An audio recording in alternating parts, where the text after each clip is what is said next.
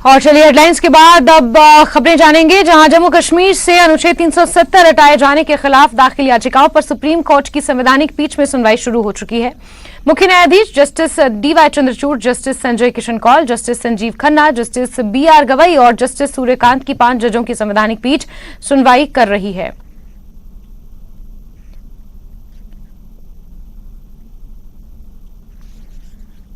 जो सहयोगी जज हजरात हैं बेंच पे, उन्होंने भी कई सवाल उठाए जो कि कोर्ट का काम होता है। सर, संविधान सभा का सवाल उठा, जम्मू कश्मीर की संविधान सभा का सवाल खास तौर से उठाया गया ना।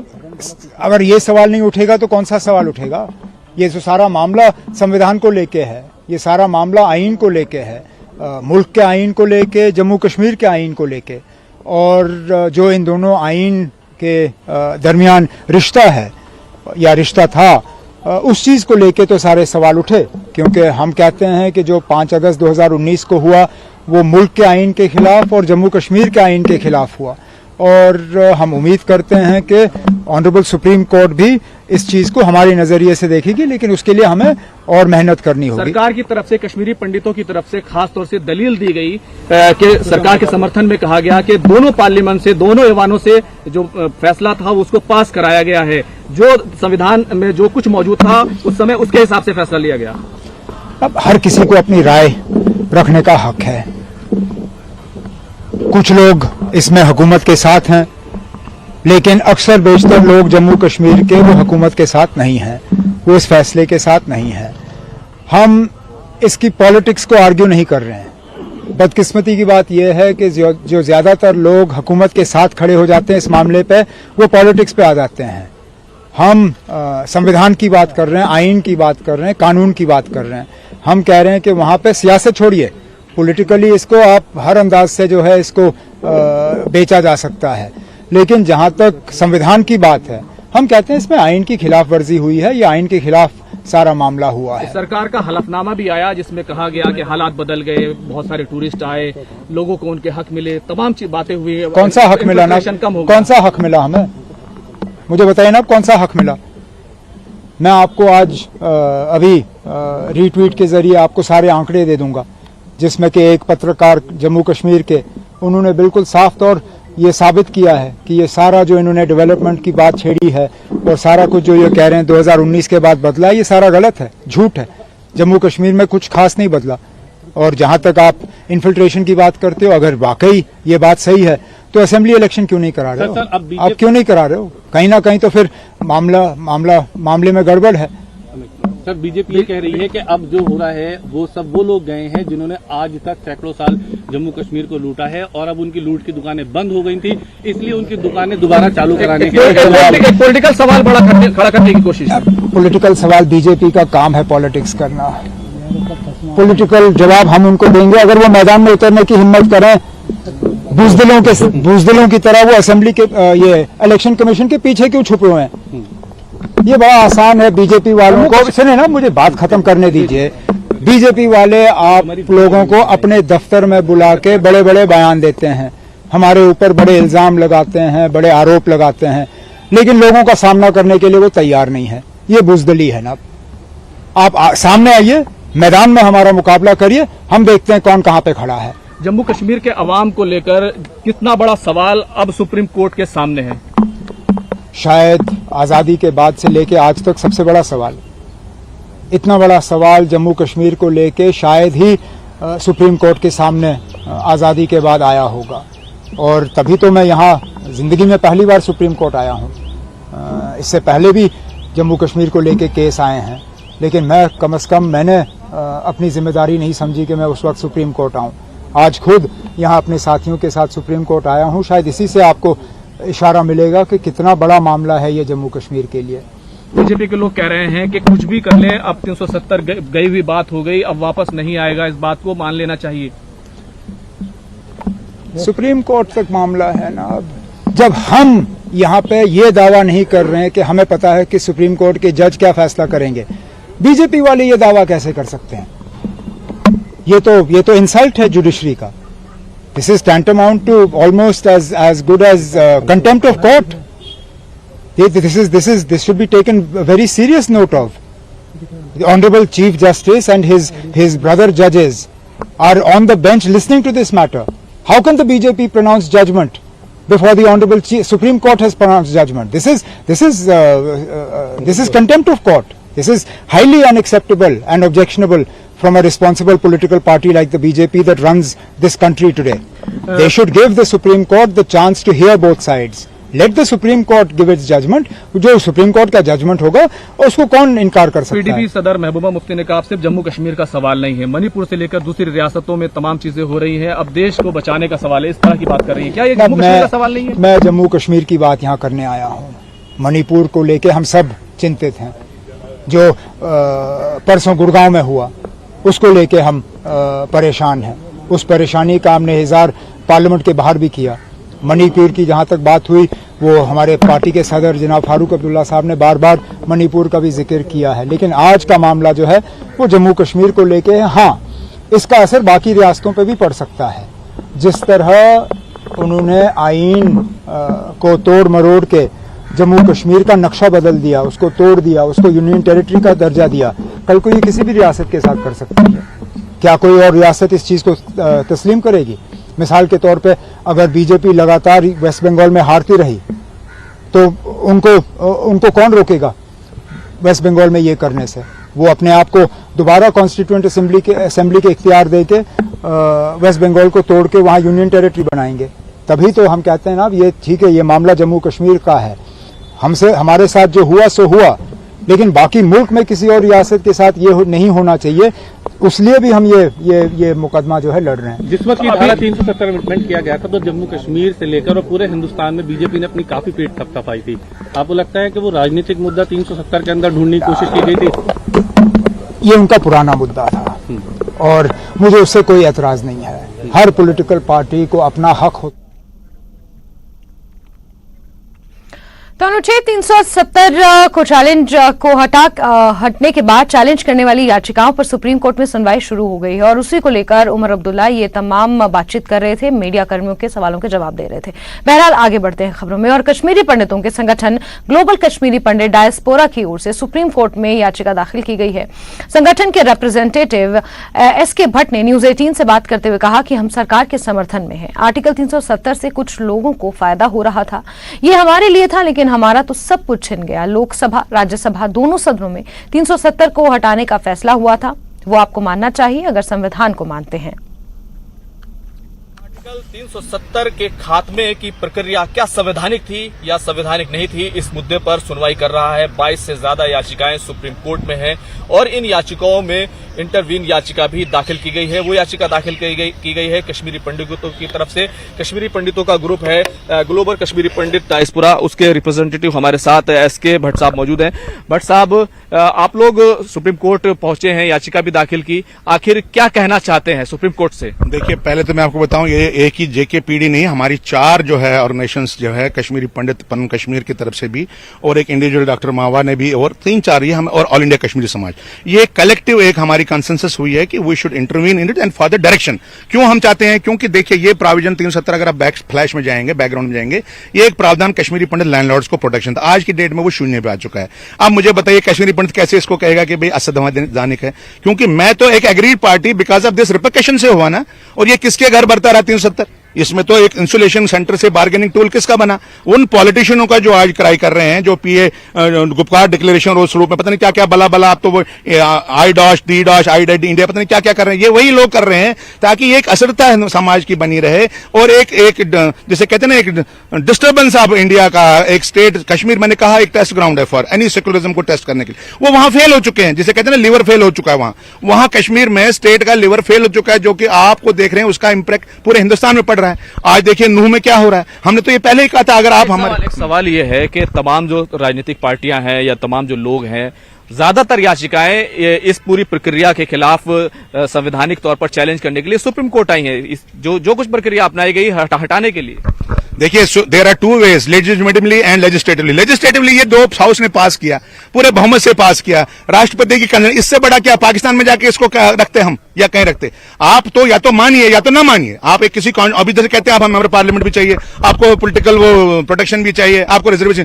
जब एक भली भांति एक हाउस ने इसको कंसेंट से पास किया तो उसमें क्या रह गया फिर बाद में? हालांकि हमारी तरफ से कोई अभी ना एमएलए एमपी है, ना कुछ राज्यसभा मेंबर है, ना कुछ है, मगर हमारा तो ब्रेन ड्रेन तो नहीं जाएगा ना। हम तो जो हमारे साथ भुक्त बीती है, हम एग्रीड पार्टी हैं। आज की डेट में 35 साल से मेरा मुरन मकान जला, प्रॉपर्टी हमारी एनक्रोच है, हमारा कोई फैसला नहीं है, तो मेरे को 370 क्या अच्छा लगेगा?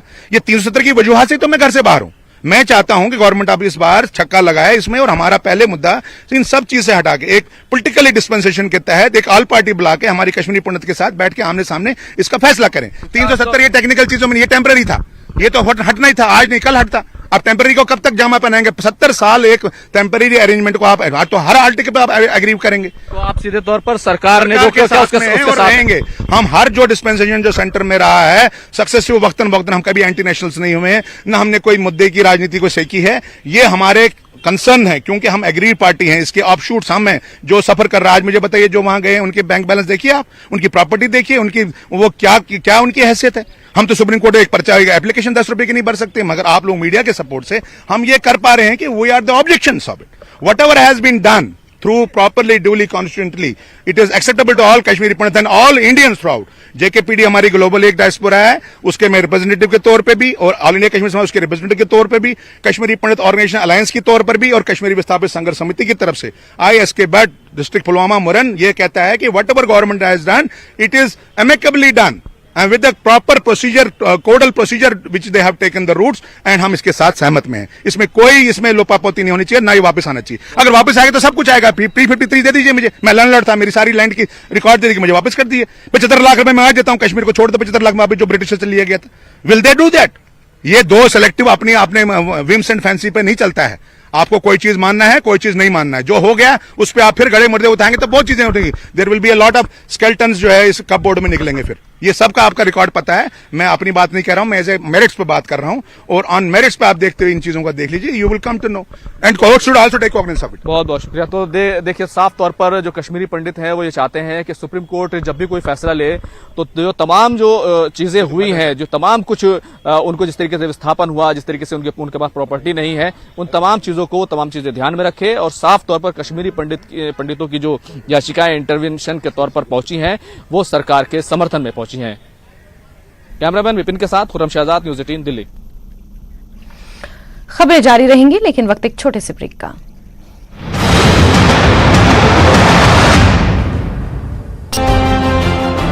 मोदी के नेतृत्व में छात्र छात्राएं रैली निकालते हुए कुलपति सचिवालय पहुंचे। इस दौरान छात्र छात्राओं ने कुलपति गुमशुदगी के पोस्टर लगाए।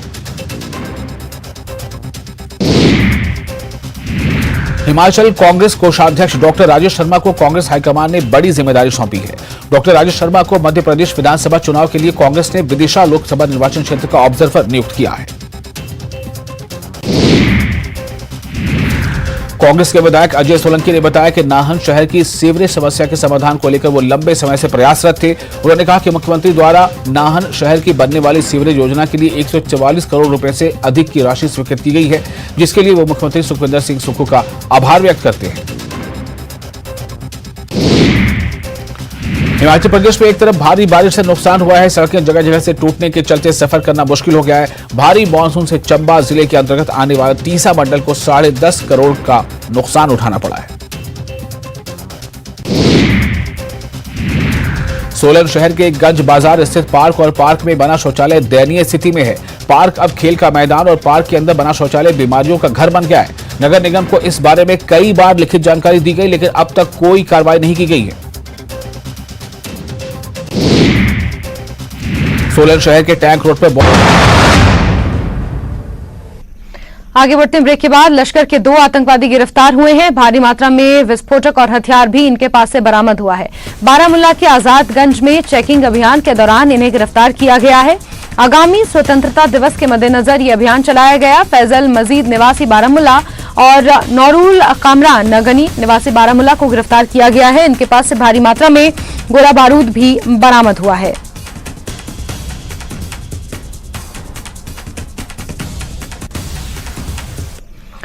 अमरनाथ यात्रा से जुड़ी खबर आपको देंगे, जहां जम्मू यात्री निवास से 31वां जत्था रवाना हुआ है। जत्थे में कुल 984 यात्री शामिल हैं। बालटाल से 486 यात्री रवाना हुए। पहलगाम मार्ग से 488 यात्री भेजे गए हैं। 54 वाहनों से यात्रियों को रवाना किया गया।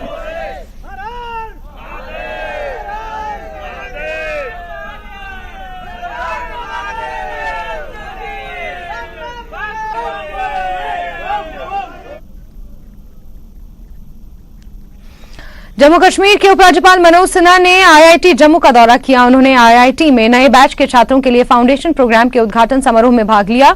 एलजी ने छात्रों से कहा कि उन्हें यकीन है कि छात्र अपनी पढ़ाई पूरी करने के बाद नई चुनौतियों का सामना करने के लिए उत्साह से भरे होंगे। मनोज सिन्हा ने छात्रों से आग्रह किया कि वो अकेले चलें और अपने लिए रोशनी पैदा करें। उन्होंने विश्वास व्यक्त किया कि Jammu Kashmir make in India और स्टार्टअप इंडिया में वैश्विक ध्यान का केंद्र बनेगा।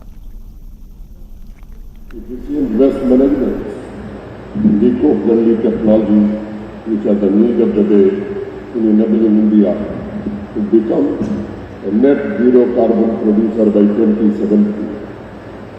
As per the Paris Agreement that India signed, and to reach to the vision of India becoming Vishwa Guru and Atmanirbhar as resolved by our visionary Prime Minister Shri Narendra Modi.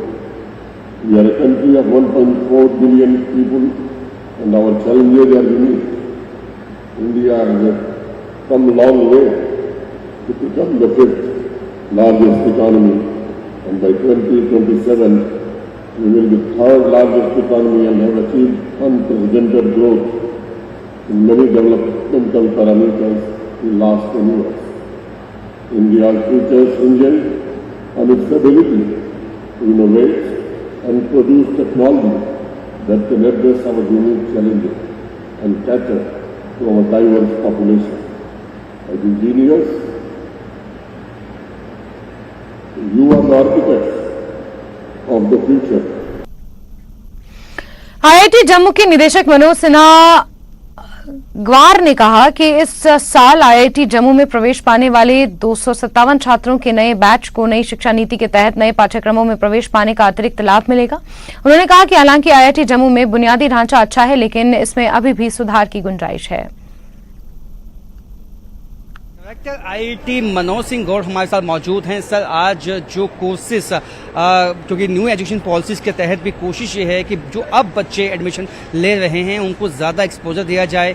Startups की बात की गई है, नई innovation की बात की गई है, किस तरह इसको आगे ले जाएंगे? आईआईटी जम्मू में नेशनल एजुकेशन पॉलिसी का इम्प्लीमेंटेशन पिछले 2-3 साल से शुरू किया था। हमने डिफरेंट तरह के एक्सपेरिमेंट किए। एनईपी 2020 ने बहुत बड़ा प्लेटफॉर्म दिया हमको। उसका इंटरप्रिटेशन, उसका इम्प्लीमेंटेशन हमारे हाथ में है कि हम कितने इमेजिन कर पाते हैं। उसका एक बड़ा उदाहरण यह है कि हमने आईएम जम्मू के साथ में एक डुअल डिग्री प्रोग्राम स्टार्ट किया कि जो भी स्टूडेंट जेईई एडवांस के थ्रू एडमिशन लेगा, without CAT he will be given admission in IIM Jammu, which is a big challenge for any student, and he will get dual degree actually is part of it, and Jammu gave the model for rest of India, and we showed the door that the way we can create new programs. इसी तरह से हम कई सारे और programme भी create करने वाले हैं जो इन स्टूडेंट्स को जिन्होंने अभी ज्वाइन किया है, जो अभी वाले भी स्टूडेंट हैं उनको दिया जाएगा, जिसमें multiple minors, multiple major and minor इस तरह के प्रोग्राम बनेंगे, और बहुत सारी डिफरेंट कोर्सेज भी इसमें लॉन्च किए जाएंगे जो एनईपी 2020 के साथ में क्रेडिट एक्सचेंज, स्टूडेंट एक्सचेंज को इनेबल करेंगे। कोविड ने थोड़ा हमको अफेक्ट किया है, हम डिले हुए हैं, but we see the hope कि next few months our campus will be ready with the appropriate space for everybody. सभी इंस्टीट्यूशंस में भले ही पुराने हैं, नए हैं, स्पेस की प्रॉब्लम रहती है, और infrastructure creation is a challenge which cannot happen overnight. So we are working on it. Our team is working continuously on it, and we see that this will keep on improving only in that case. बहुत बहुत शुक्रिया sir. तो जिस तरह से अभी infrastructure की improvement की जाएगी, 257 स्टूडेंट्स ने अभी तक एडमिशन ले लिया है आईआईटी जम्मू में, और आज यहाँ पे कोशिश ये है कि न्यू कोर्सेज के माध्यम से इन बच्चों को मौका दिया जाए कि ये जो एंटरप्रेन्योरल स्किल्स हैं या इंजीनियरिंग मार्वल्स हैं उसको समझ पाएँ, ताकि ये भी एक इंजीनियरिंग वर्ल्ड में सेलिब्रिटी बन सके, और इनको मौका भी है कि ये स्विच करके अन्य कोर्सेज भी हैं साइमल्टेनियसली साथ में कर सकते हैं। कैमरामैन आशु के साथ राजन वैद, न्यूज़ 18 जम्मू। एलजी मनोज सिन्हा ने आज जम्मू में दर्जनों फ्लैट बेनिफिशरीज को सौंपे। कुल 199 फ्लैटों में से 162 फ्लैट जम्मू कश्मीर के लोगों को आवंटित किए गए, जबकि शेष 30 फ्लैट गैर प्रवासी गरीब मजदूरों को दिए गए हैं। ये फ्लैट प्रतिमाह 2,200 रुपए को बेहद कम किराए पर लोगों को अलॉट किए गए हैं। इस मौके पर एलजी ने फ्लैट पाने वालों को बधाई भी दी।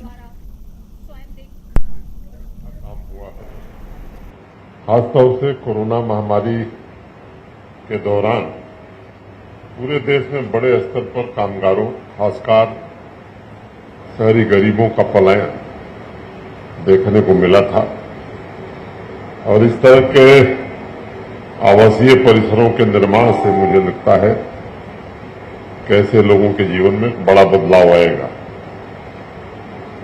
किसी भी संवेदनशील सरकार या प्रशासन का यह प्राथमिक दायित्व है कि गरीब और वंचित लोगों के लिए अधिक से अधिक सुविधाएं मुहैया कराई जा सकें। ये पिछले 2-3 वर्षों में इस दिशा में काफी प्रयत्न हुए हैं। ये 21 में शुरू कराया, पहले 12 साल पर फिर, तो आज उसमें से कुछ लोगों को आवंटन हुआ है। मैं उनको हृदय से बधाई देता हूं। काम की एक नई पद्धति धीरे धीरे अपनी जगह बना रही है और ये कोशिश की जा रही है कि जो वास्तव में जरूरतमंद लोग हैं, जो हाशिए पर हैं, उपेक्षा के शिकार रहे हैं, आखिरी कतार पर जो खड़े हैं, उनको संसाधनों को मुहैया करा के उनके जीवन में बदलाव लाया जा सके। सुंजवा के इस अफोर्डेबल रेंटल हाउसिंग कॉम्प्लेक्स, मैंने कम किराया वाले, जैसा बताया गया 2200 रुपया प्रति महीना, वो अनेक ऐसे लोगों के जीवन में बड़ा बदलाव आएगा। जो लोग खासतौर से trade, industry, tourism, health services, road और इंफ्रास्ट्रक्चर के काम में जुड़े हैं, ऐसे कामगार और ऐसे विद्यार्थी जो सुदूर ग्रामीण अंचलों से आते हैं, रहने का इंतजाम नहीं है, ऐसे लोगों में इस तरह के आवासीय परिसर एक बड़ा बदलाव ला सकते हैं। शिमला में कृषि उपज विपणन समिति के किसान भवन को खतरा पैदा हो गया है। यहां सुबह 11:15 बजे भारी लैंडस्लाइड हुआ, जिससे बिल्डिंग के 4 कमरों को नुकसान पहुंचा है। कमरे के भीतर तक एक पत्थर पहुंच गया। हालांकि लैंडस्लाइड के बाद 4 मंजिला भवन को खाली करा दिया गया है।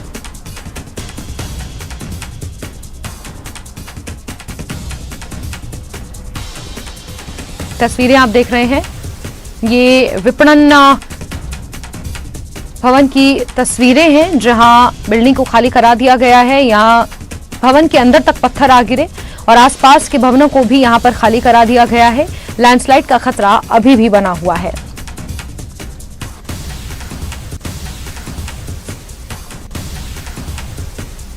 और बुलेटिन में फिलहाल के लिए बस इतना ही, लेकिन खबरें लगातार जारी हैं। नमस्कार।